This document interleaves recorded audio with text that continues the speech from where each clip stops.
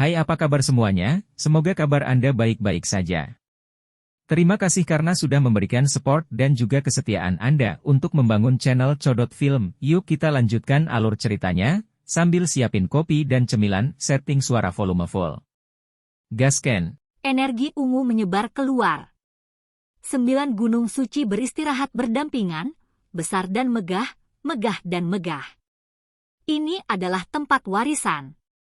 Individu-individu yang luar biasa semuanya membantai mereka. Banyak orang berlumuran darah dan terluka akibat pertempuran. Ada banyak orang, dan mereka semua menempati arah mereka sendiri. Mata mereka berkedip-kedip dengan cahaya saat mereka menatap ke arah pegunungan besar yang subur.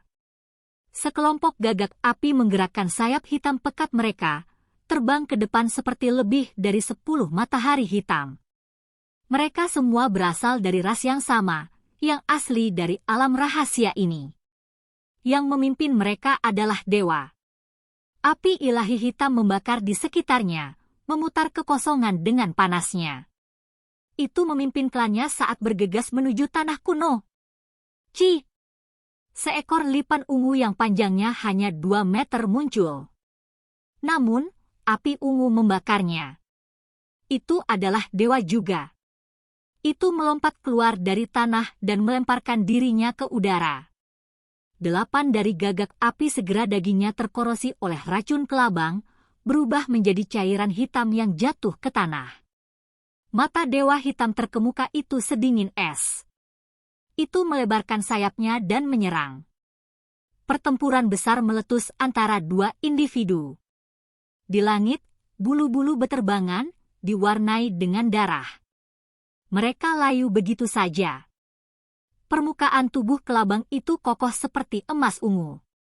Itu dipukul oleh cakar Flame Crow. Suara kengkiang mengalir di udara. Bahkan jika artefak berharga menimpa tubuhnya, hanya akan ada percikan api yang beterbangan kemana-mana. Itu tidak akan rusak sedikit pun. Pertempuran hebat tingkat dewa sangat pahit. Segera setelah itu, kemenangan dan kekalahan diputuskan. Flame Crow terluka parah, dengan setengah tubuhnya terkorosi. Tulang putih terlihat. Ia melarikan diri ke kejauhan, sementara semua keturunannya musnah. Kelabang ungu terbungkus kabut. Racun itu berubah menjadi simbol berwarna ungu, menyebar keluar. Setiap makhluk yang melakukan kontak ini akan terinfeksi secara sistemik. Hong! Tidak jauh dari sana, sapi barbarik merah menyala meletus dengan kekuatan. Itu menginjak-injak magma, dan api ilahi meluap. Sepasang tanduk besar melepaskan cahaya warna-warni, menyerang anak petir. Anak petir bangkit. Penerbangan sudah diizinkan di sini. Tengkoraknya bersinar. Petir yang dianugerahkan kepadanya dari atas muncul, mengirimkan busur listrik dalam ribuan hingga puluhan ribu garis. Mereka semua meretas ke arah lembu tua itu. Petir terjalin dari 2 sisi, dan api berkobar. Mencari kematian! 1000 Xiang keluar, pewaris istana abadi berteriak dengan suara rendah. Dia juga menghadapi musuh. Ini adalah mammoth yang telah berubah menjadi manusia. Kepalanya masih berbentuk raksasa, dan tingginya 10 Xiang. Itu sangat kuat, dan di tangannya ada beberapa pedang besar panjang sang. Ketika mengacungkannya, bahkan kekosongan mulai terdistorsi. Gajah ini memiliki api ilahi samar yang melingkari permukaan tubuhnya, jelas diambang menjadi seseorang yang menyalakan api ilahinya. Bilah besar dan putih bersih di tangannya juga sederhana dan tanpa hiasan, terlihat seperti terbuat dari gading. Itu meletus dengan kekuatan ilahi yang menakjubkan. Ini adalah keterampilan alami dari rasnya. Itu bisa dengan mudah mencabut gunung-gunung besar dan meratakan ladang. Sial! Bilah gading yang tebal mengeluarkan cahaya yang menyilaukan. Itu bertabrakan dengan tombak besar. Pewaris immortal Pales tinggi dan kuat. Pupil matanya membentuk simbol, dan pada saat itu, gerakan mamut melambat, dan organ vitalnya terlihat. Ini adalah kemampuan ilahi bawaannya. Biasanya, dia jarang menggunakannya untuk menghadapi musuh. Tetapi sekarang dia berurusan dengan elit gajah yang akan menjadi dewa. Dia tidak menahan apapun, karena dia tidak ingin membuang waktu. Dia tidak ingin dihentikan di sini. Tombak besar dan bilah gajah bertabrakan lagi. Teks tulang terjalin, melepaskan gelombang suara dao yang hebat. Peu! Pewaris istana abadi membalik tombak di tangannya. Darah memercik keluar, mengeluarkan kepala gajah besar. Darah mengalir seperti sungai dari mayat tanpa kepala. 500 langkah keluar, tangisan menyedihkan terdengar. Bakat luar biasa yang agak kuat terbunuh. Lawannya adalah kalajengking yang tampak seperti berlian biru. Kalajengking ini berkilauan dan tembus pandang, tubuhnya mengalir dengan lautan cahaya biru.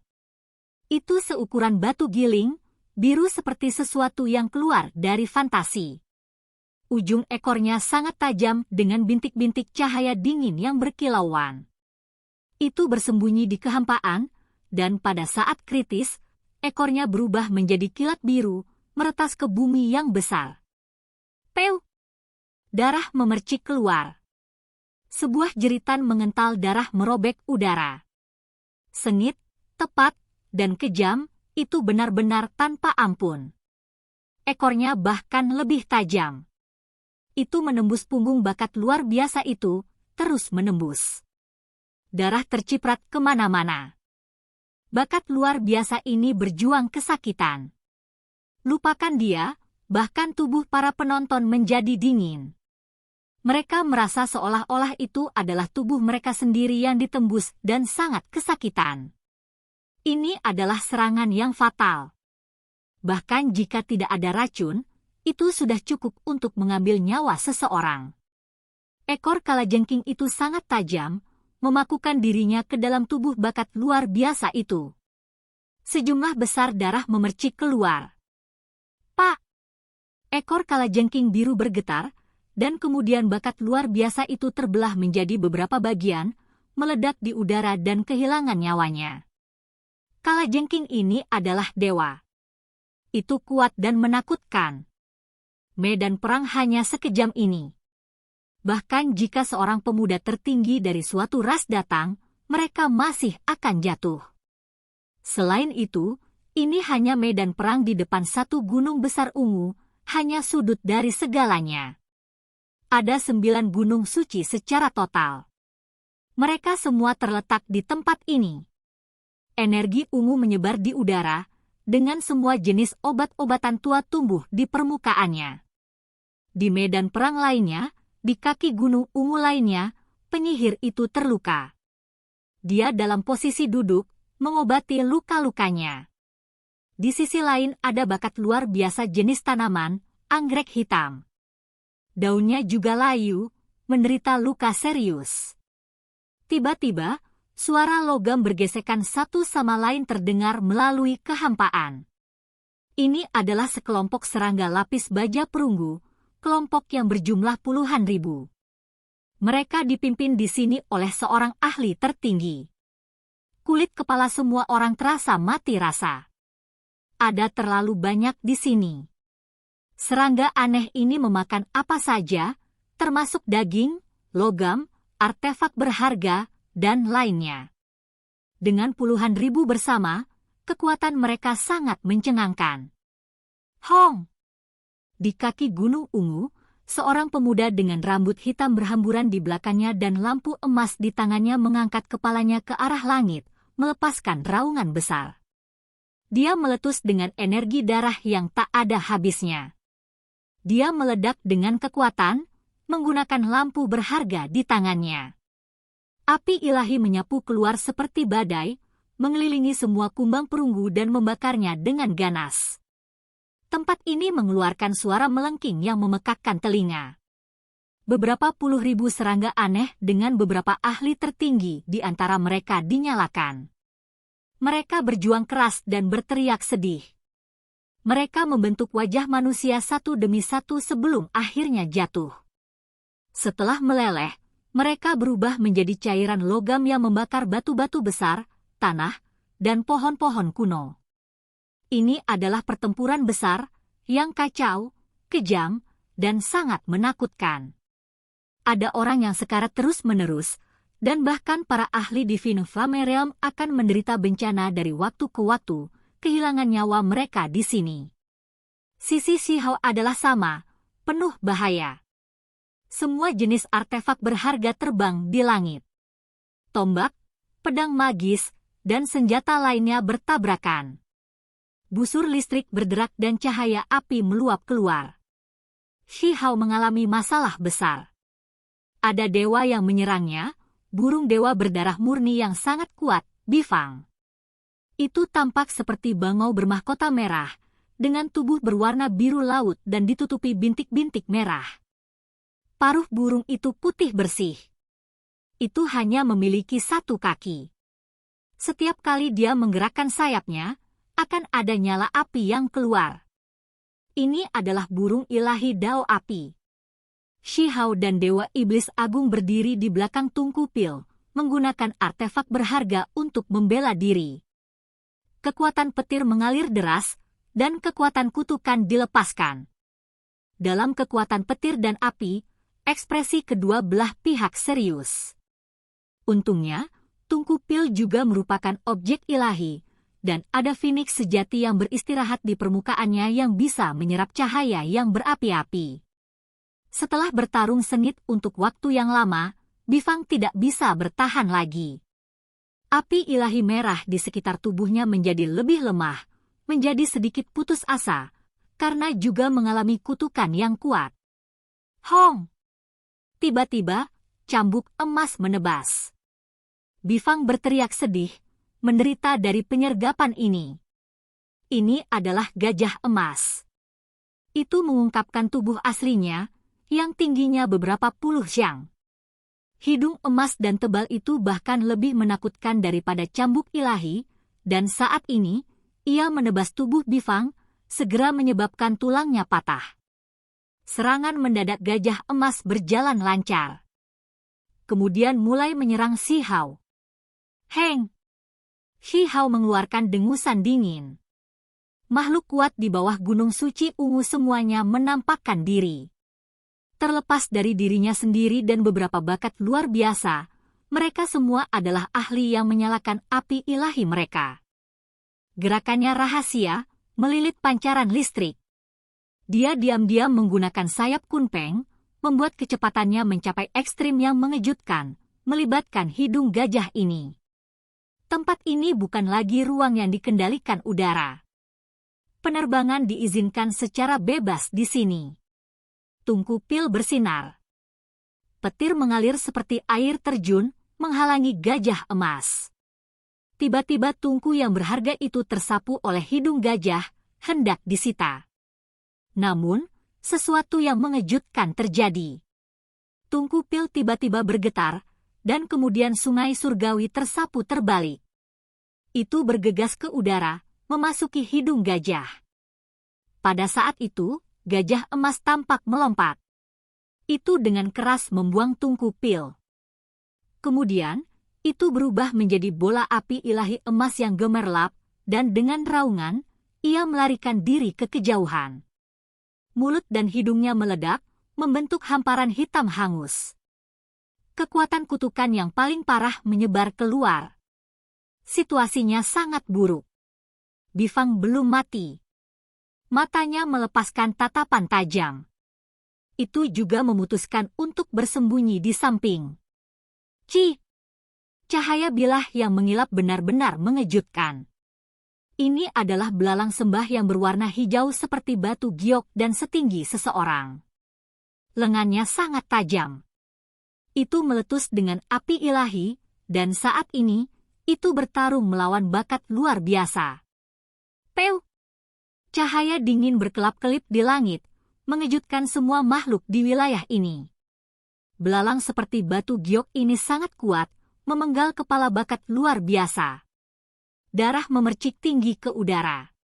Satu-satunya hal yang beruntung adalah, bakat luar biasa, ini belum menggunakan simbol hidupnya.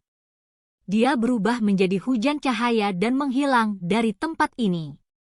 Shihao dan kakek 15 mendaki gunung. Pada saat yang sama, gajah emas, belalang, dan lainnya juga pergi. 3 sisi berlari leher dan leher, tidak ada yang bisa dengan mudah mengambil tindakan. Di belakang mereka ada beberapa makhluk. Ada ahli dari dunia rahasia serta orang luar, tetapi tidak ada cara bagi mereka untuk bersaing dengan ketiga pihak ini. Mereka hanya bisa mengikuti di belakang mereka. Ci! Api ilahi menutupi langit. Bifang tidak mau melakukan serangan diam-diam ke Shihao untuk menggantikannya. Apakah kamu pikir aku mudah diganggu? Shihao berkata dengan suara rendah. Tanpa mengedipkan mata, dia menunggu sampai burung ilahi semakin dekat, dan baru saat itulah dia dan kakeknya mengaktifkan tungku pil pada saat yang bersamaan. Shua! Tungku pil tiba-tiba membesar, menangkap Bifang di dalamnya. Bifang telah menerima serangan gajah emas sebelumnya, tulangnya patah. Kekuatannya sangat terpengaruh, dan juga menderita kekuatan kutukan yang serius.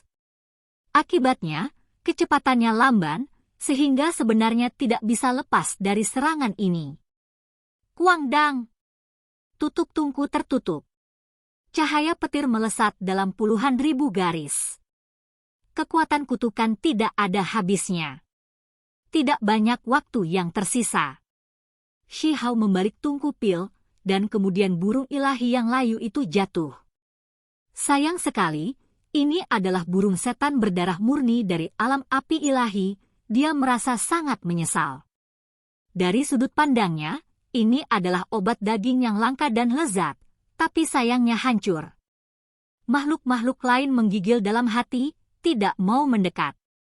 Segera setelah itu, Shihao dan yang lainnya mendaki gunung suci ini dan memasuki puncak gunung yang dipenuhi kabut. Ada sebuah istana besar di sini. 8 gunung suci lainnya juga seperti ini. Beberapa makhluk kuat mulai mendaki gunung. Setiap gunung ungu memiliki istana besar di atasnya yang megah dan besar, megah dan ilahi. Mereka semua adalah tempat warisan. Saat memasuki istana, suara dao yang memekakkan telinga terdengar di udara, membuat seluruh tubuh bergetar dan jiwa mereka bergema sebagai tanggapan. Istana itu penuh dengan ukiran simbol dan wawasan yang bisa didapat. Ini berisi pengalaman dan pengetahuan origin Sky Supreme Being. Tidak ada metode konkret, hanya apa yang dia pahami selama kultivasinya. Namun, ini masih berharga. Ini adalah pilihan murid yang bisa lebih memahami dan lebih cocok akan dikirim ke istana tertinggi. Seseorang berkata dengan lembut, memperhatikan beberapa petunjuk. Mungkin bisa dikatakan bahwa ini adalah ujian yang ditinggalkan oleh leluhur, yang memungkinkan origin Sky Supreme Being untuk memilih pewaris yang cocok. Shihao dan Dewa Iblis Agung duduk bersama, dengan hati-hati mempelajari tempat ini dan mendengarkan suara Dao yang agung, mengamati pengalaman ini. Pikiran mereka sangat tergerak. Mereka samar-samar bisa merasakan kehidupan orang lain, yang bangkit dari klan kecil, bertarung melawan para ahli dari berbagai klan, bahkan membunuh para jenius surgawi. Mereka mengalami kehidupan yang termasyhur ini yang menyebabkan kematian terakhirnya. Shihao membenamkan dirinya di dalam, menikmati wawasan yang diperoleh tertinggi di tahun-tahun kuno saat ia menerobos berbagai alam kultivasi yang hebat. Ini cukup pencerahan bagi saya. Shihao berkata dengan lembut. Dia sedang merekonstruksi alam kultivasinya dan memverifikasi wawasannya sendiri dengan makhluk tertinggi ini. Semuanya menjadi jelas sekaligus, dan tatapannya menjadi semakin cemerlang. Manfaatnya luar biasa. Oke guys, jangan lupa like, comment, share, and subscribe di channel Codot Film. See you next video, peace out and bye-bye.